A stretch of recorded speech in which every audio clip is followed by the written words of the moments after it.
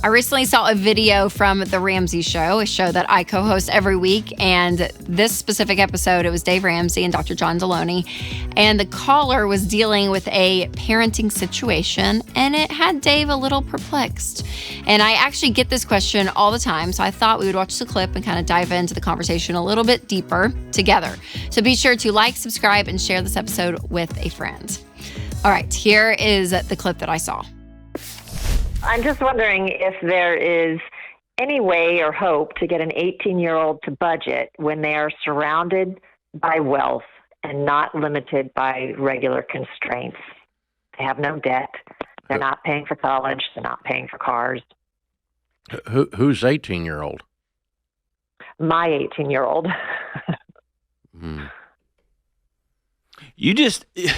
So you put some givens in there of which you control all of them. I don't. Okay. So her family, the in-laws will give her money whenever she asks. She thinks everybody should get their own car. She thinks no 18-year-old needs to budget. And she's off to college next year, and we're trying to. Who pays for college? Well, her father will pay for it. Her father married to you? Yes. Okay. So we will pay for her college. Yes. Okay. And, so we can't really say if you don't do this, then we won't pay for college, because Why? she knows he will pay for the college. Oh. How So are you don't and have a him not daughter aligned? problem, you have a husband problem. Yeah. Yeah, well, yeah. Yeah. But So let me put it this way. She's acting like an 18-year-old. And I wouldn't begrudge her a second, because she's acting exactly developmentally appropriate. Dave just nailed it. You have a husband problem. And it's his parents that are the twerps, right? yeah. Yeah. So he needs to tell his mom and dad, stop it, you're screwing up my kid.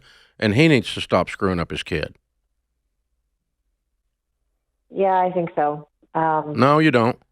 So this is a question, that we kind of get a lot, where they're like, hey, listen, I don't want to screw up my kids, but yet we have all these resources. And this specific call, I think Dave kind of nailed it on the head of like, well, you're the adults in the house, so you're the one screwing it up. And I like what Dr. John Deloney said too. He's like, she's 18. Like, her whole frontal cortex isn't even fully developed to make decisions. You're the parents still. Like, you are the parents. And yes, she's 18, about to go off to college, but you guys have the ability to do some really great things and create some boundaries. But listen, I was raised with parents, and they were building wealth as we were getting older. And I know now that parents who want to set their kids up for success, there has to be things put into place. So if you are maybe on baby step 7, and you want to raise like humble, smart, resilient kids, it's so important to talk about this. And even if you're not there yet, but maybe you do have kids and you're on this financial journey, and you're like, what do we do? How do we do this? How do we not raise entitled brats? How do we raise kids who have the ability to make a name for themselves and to go out and to work hard and understand how money works from an early age? So here are 6 things just to keep in mind that have been helpful for me, but also it's some things that I've heard from other people that have done this really, really well. So number 1 is, as parents, we are responsible for the family unit, okay? And here's the thing, money and kids, they're not the problem. If you're the parent, you're the one that really is the one putting in these habits and the environment for your kids.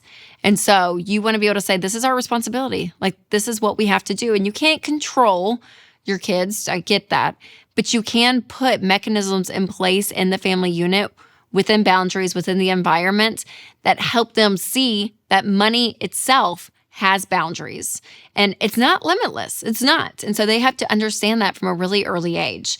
Now, if you are trying to take control of your family's finances and money habits, EveryDollar is a great budgeting app that you can make sure to check out. But understanding that it has limits, it has boundaries, money does, your kids need to know that.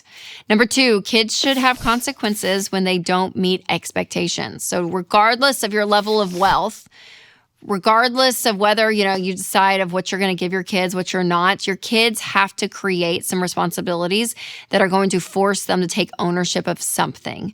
And so regardless of what the details are, they need to realize that every action they have has consequences because this prepares them for the real world.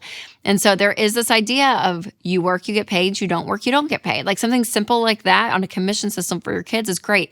And when you give your kids responsibility, it actually gives them a level of self-worth. When they actually complete something, they know that they can contribute. And that is a really powerful thing when they go out into the real world, knowing that their contribution and what they give to the world and to their families is really important. Number 3 is to remind your kids that other people are always going to have and do things that you don't.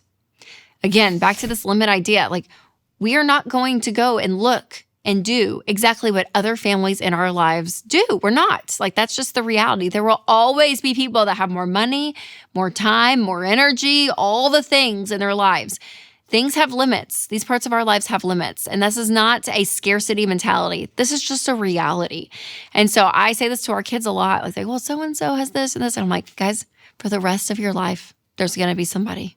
There's going to be somebody that always is going to have or experience or do things that you're not going to be able to experience and do and have. Like, you're just not, right? There's people in my life that I see and I'm like, oh my gosh, look at all this big stuff they're doing.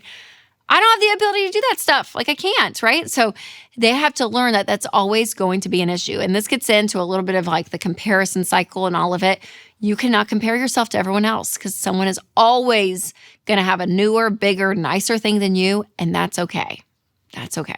The next tip on my list comes from my husband, but before I share that, I do want to tell you about one of our incredible sponsors, Delete Me. If you don't remove your personal data from the internet, it's basically like a billboard for all to see because your name, your address, your email, even your kids' names are out there on sketchy data broker websites.